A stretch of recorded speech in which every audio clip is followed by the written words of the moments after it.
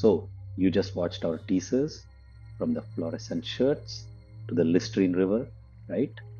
If you missed them, we definitely recommend checking those out first to get the full story.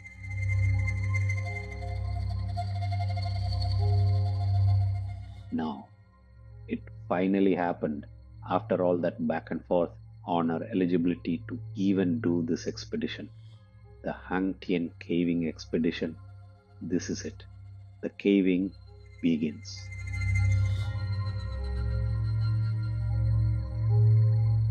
But first, a very important disclaimer. We are not those travel creators who choreograph and capture everything.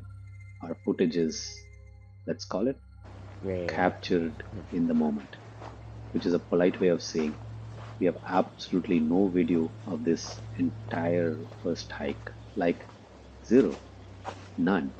So, for this next part, just enjoy the narration.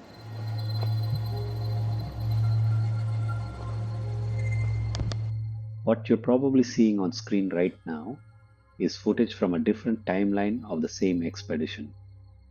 And let's be honest, even if we didn't tell you, you probably would have believed it was the actual footage.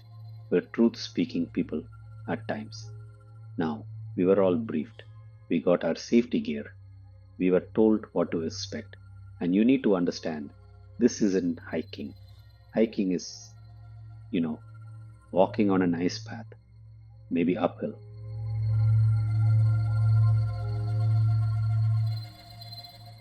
Caving is a whole different beast.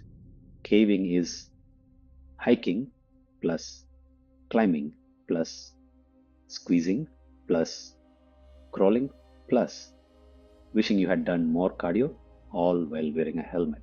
No, we're not exactly the hiking kind, but we'll do it if it's there. But this first hike, which Oxalis called mild, was my first test and I failed miserably.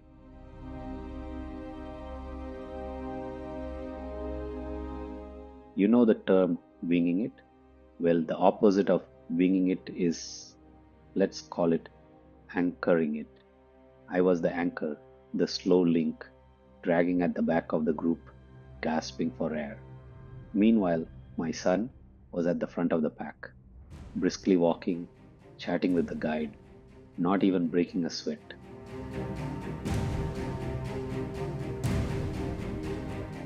Now, remember in our last video, we told you how Oxalis was so hesitant to take my son that we opted for a personal one-on-one guide just to make sure he was safe. Well, it was in that exact moment, as I'm dying at the back and he's nowhere in sight at the front, that I realized it wasn't my son who needed that personal one-on-one escort. It was me.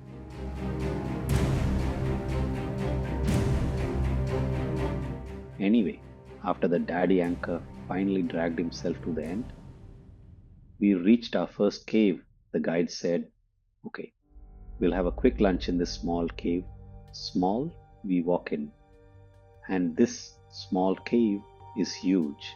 The entrance alone is the size of a building. It's like calling a blue whale a small fish or Mount Everest, a little hill. If this is small, what are we in for?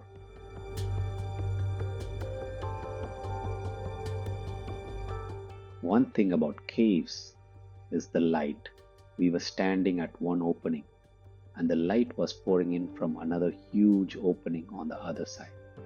It created this stunning backlit photo op with our long shadows stretching onto the cave walls. It's a wow moment for your eyes and a challenging moment for your camera. You have to stay perfectly still.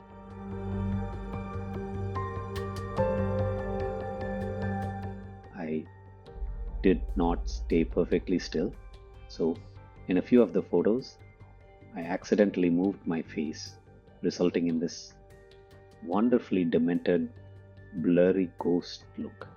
You just look like a blurry silhouette who hasn't been unlocked in a video game yet. The crew set up this amazing, well-organized, picnic-style lunch.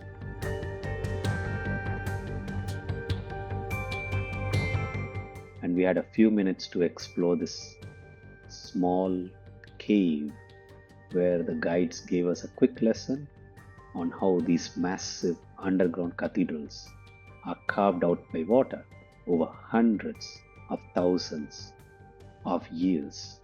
Then we headed out to our base camp. To get there, you have to take a short, beautiful, peaceful canoe ride across the river.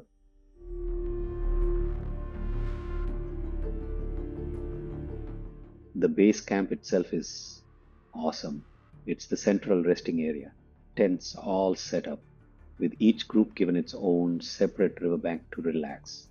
And my son, the anti gravity teen, the same kid who, back at home, treats a cold shower like it's a personal attack, sees the freezing cold river and immediately takes a running plunge into it.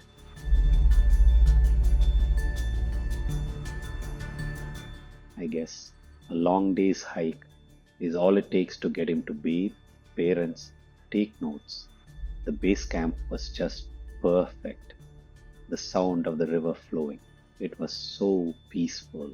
We walked around, explored a bit, and then at night, a feast. This isn't camping food. This is a full on multi course gourmet meal with beautiful lighting in the middle of a jungle.